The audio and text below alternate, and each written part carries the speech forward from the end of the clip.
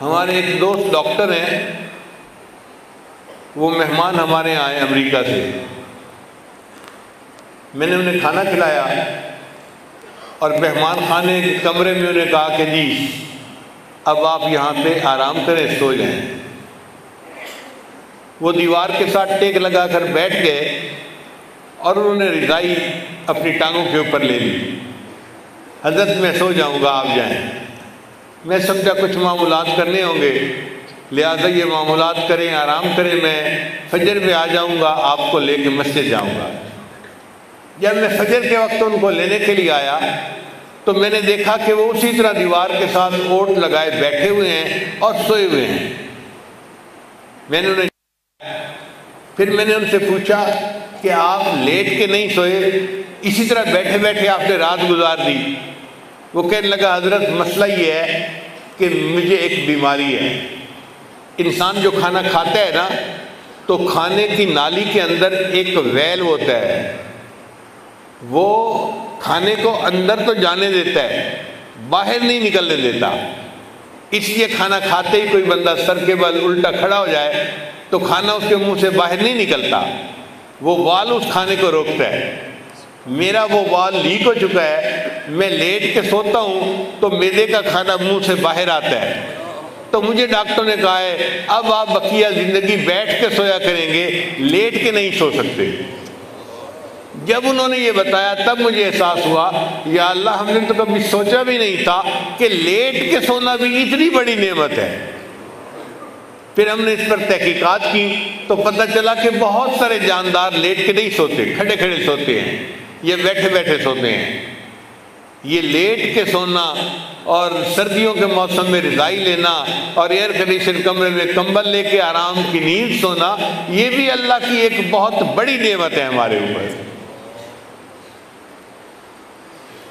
تو ان چاروں وجوہات کو سامنے رکھیں تو دل گواہی دیتا ہے اے انسان اگر تم محبت کرے تو اپنے اللہ سے محبت کر. چنانچہ اللہ تعالیٰ فرماتے ہیں والذین آمنوا اشد حبا للہ، ایمان والوں کو اللہ سے شدید محبت ہوتی ہے. یعنی یہ محبت صرف ہلکی سی محبت نہیں ہوتی، اس میں شدت ہوتی ہے. ان کے دل اللہ کی محبت سے لبریز ہوتے ہیں اور وہ اللہ تعالیٰ کی محبت کو اپنے دلوں میں محسوس کر رہے ہوتے ہیں.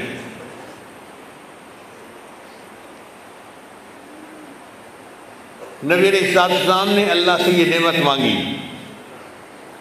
اللہم انی اسألک حبک، اے اللہ میں آپ سے آپ کی محبت کا سوال کرتا ہوں. وہ رحمت للعالمین، کونین کے سردار، جن کو اللہ تعالیٰ نے اپنا محبوب فرمایا، وہ دعا مانگتے ہیں اے اللہ میں آپ سے آپ کی محبت کا سوال کرتا ہوں. تو یہ محبت کتنی بڑی نعمت ہے. ایک حدیث پاک میں نبی صاحب نے دعا مانگی اللہم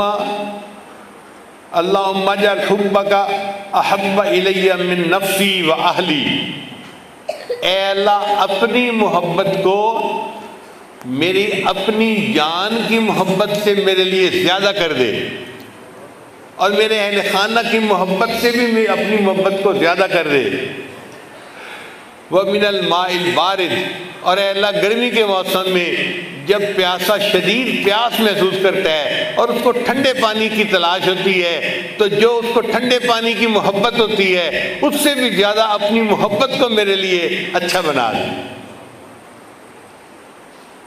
چنانچہ حضرت حاجی امداد اللہ مہاجر مکی رحمۃ اللہ نے بیت اللہ کے سامنے کھڑے ہو کے دعا مانگی پیاسا چاہے جیسے آب سرد کو، پیاسا چاہے جیسے آب سرد کو، تیری پیاس اس سے بڑھ کر مجھ کو ہو.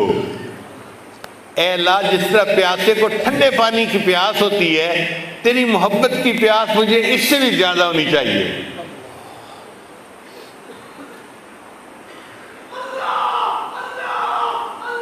چنانچہ ہم بھی دعا کرتے ہیں کہ اے اللہ ہمیں بھی اپنی محبت میں سے کچھ حصہ عطا کر دیجیے. ایک قطرہ بھی اگر عطا کر دیا گیا تو ہمارا کام بن گیا.